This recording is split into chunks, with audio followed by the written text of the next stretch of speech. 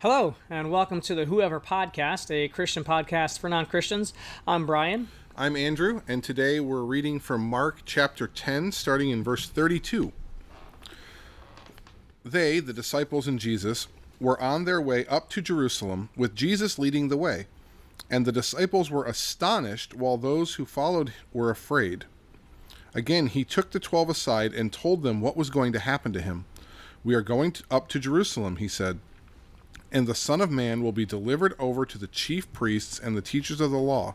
They will condemn him to death and will hand him over to the Gentiles, who will mock him and spit on him, flog him and kill him. 3 days later he will rise." Then James and John, the sons of Zebedee, came to him. "Teacher," they said, "we want you to do for us whatever we ask."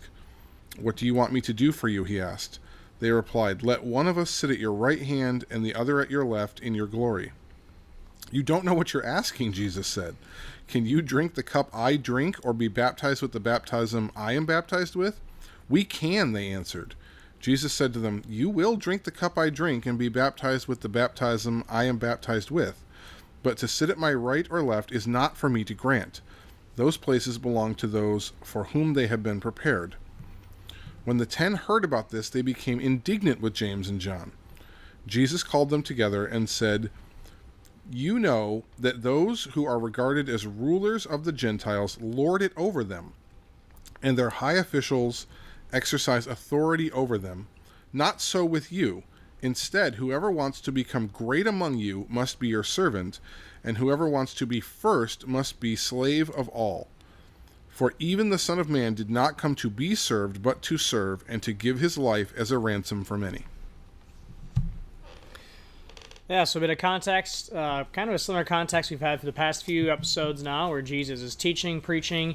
He's confessed that he's the Messiah, and we just read it again here. Now, for the third time, just now, Jesus has said, listen, as the Messiah, I'm not going to lead up this uprising and take over Rome. I am going to actually be crucified, and I'm going to die, but then I'll rise again.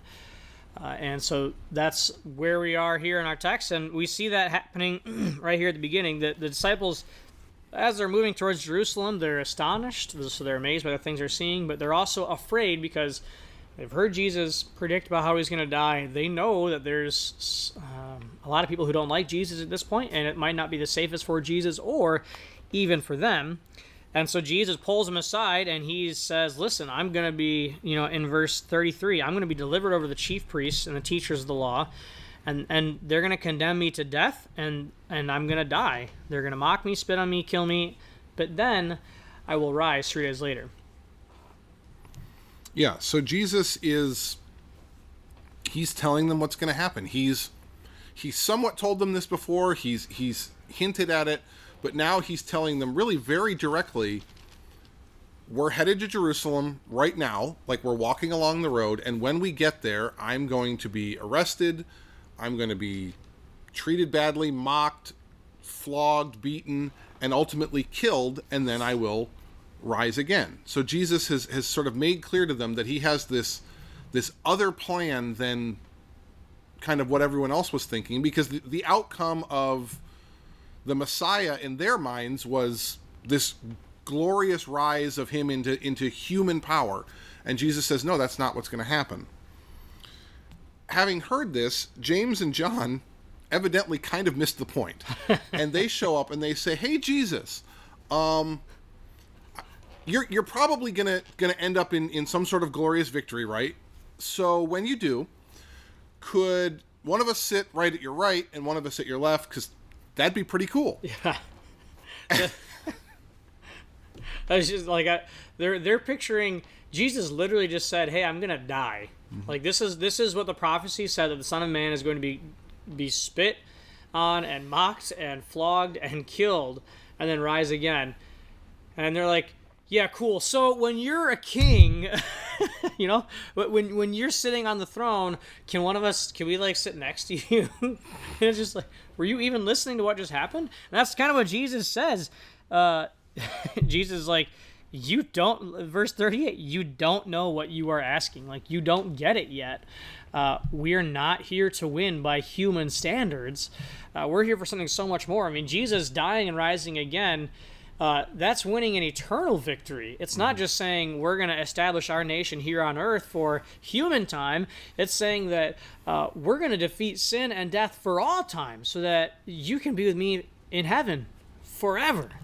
Yes, so Jesus is headed toward death on a cross, and they've kind of missed the point.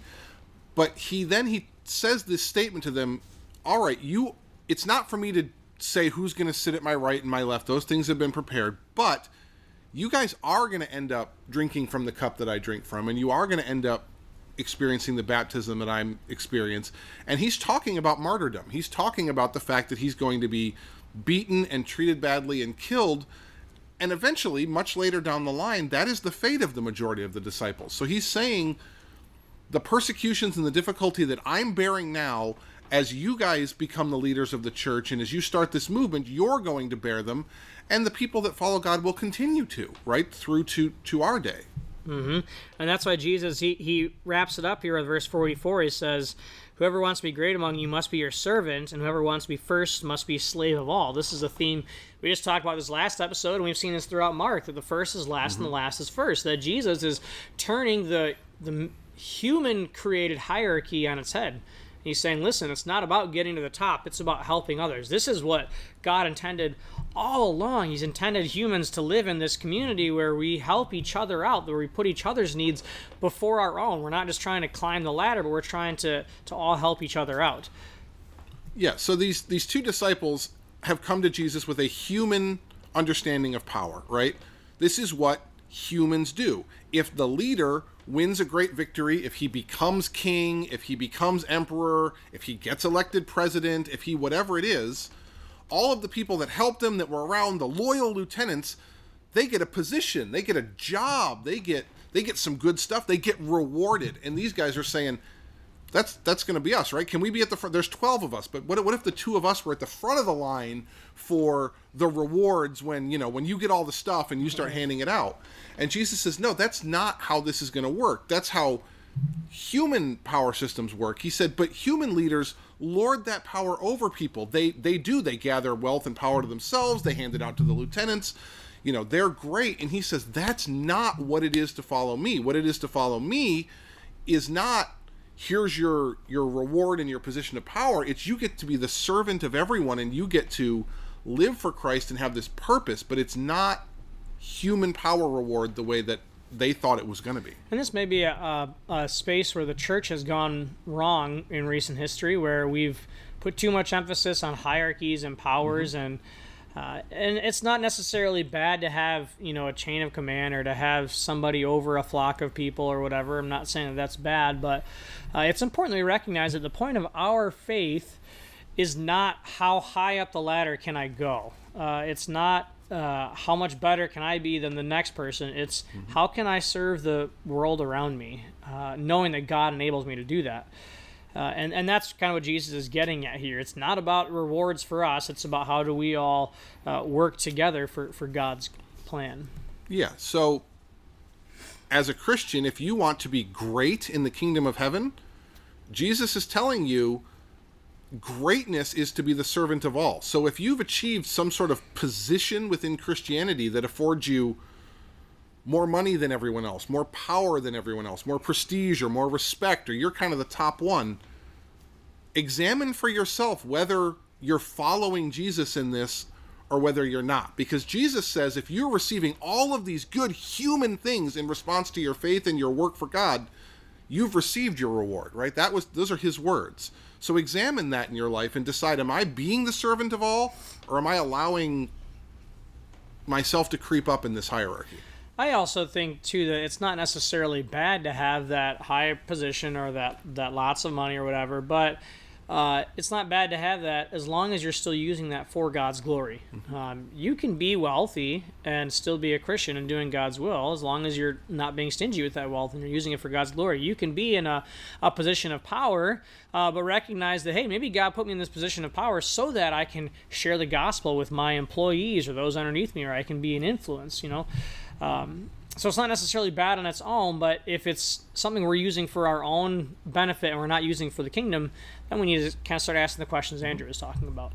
Yeah, if you look at our last episode, what are you willing to give up or not give up for God, right? Have these things become, is it God and then all of the good things I'm using for him, or have we allowed it to do this? Right, yep.